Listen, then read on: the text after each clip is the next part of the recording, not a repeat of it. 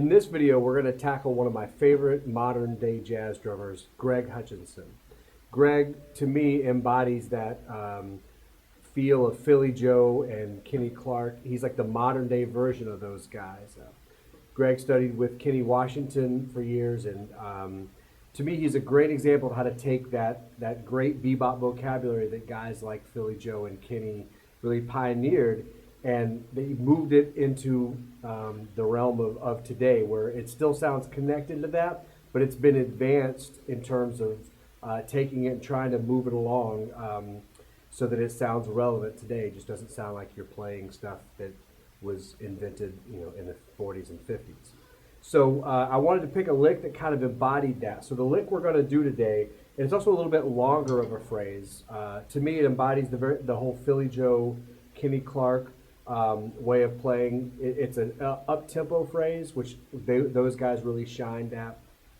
And it's also a great way to show how little versions of rudiments broken up can form longer sentences or longer phrases.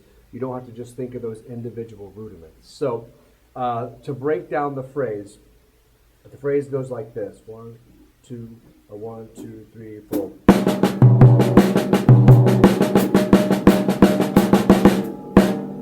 That's the phrase, and it's partly an inverted double stroke roll, but it loops around in this kind of 3-beat phrase, which I can't, I'm not doing this on intentionally.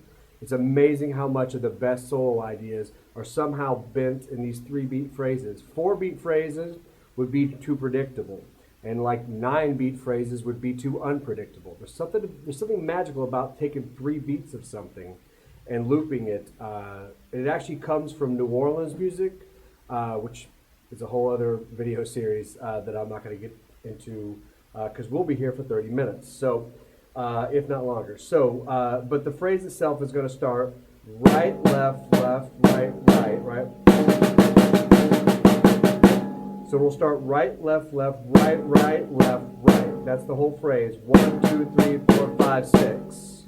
1, 2, 3, 4, 5, 6, and then it repeats.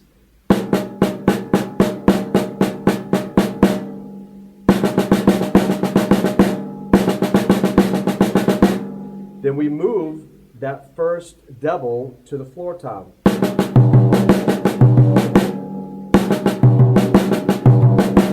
You see what I mean when I say it's an inverted? It starts as an inverted double: right, left, left, right, right. That's the very beginning of an inverted double.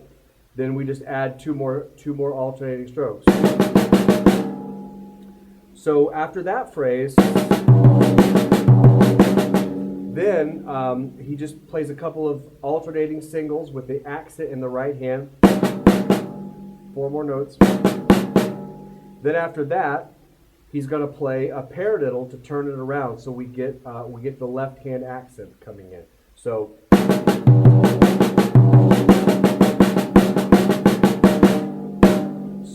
the end part after the floor tom is.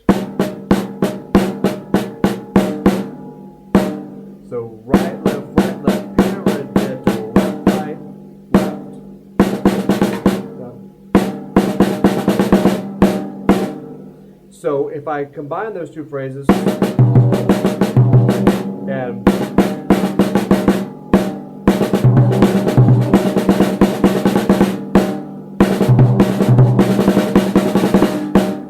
that's the phrase. A little inverted double. Look for a 6-note grouping, which is a 3-beat phrase, da to do da to do da, and then alternating paradiddle, da da da da da digga digga da da. That little the paradiddle at the end where we get that left right accent. That's stock Philly Joe. I'm going to do a whole other series later in the year based around like bebop and up-tempo kind of jazz rudiments that you can kind of string together, as I was saying, to make longer phrases. That's just a little glimpse of that, and I figured Greg would be a great person to kind of use as a springboard into that. So inverted double, we do a little 6-note grouping, which turns into 1, 2, 3, 1, 2, 3, 1, 2, da, da, digga, digga, da, da, da.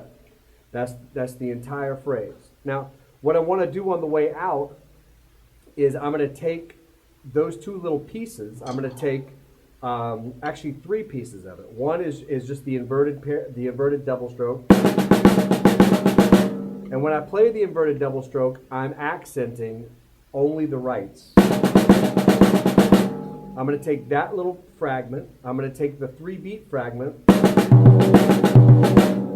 and I'm going to take the paradiddle, particularly with that accent pattern of right, left, right, right. And I'm going to break those up into a whole bunch of other little combinations so that I'm not stuck just playing that little 3-beat phrase or the paradiddle phrase or the whole thing. That's a whole like 2-bar phrase. I don't ever want to be stuck just playing that. I want to feel like I've got flexibility.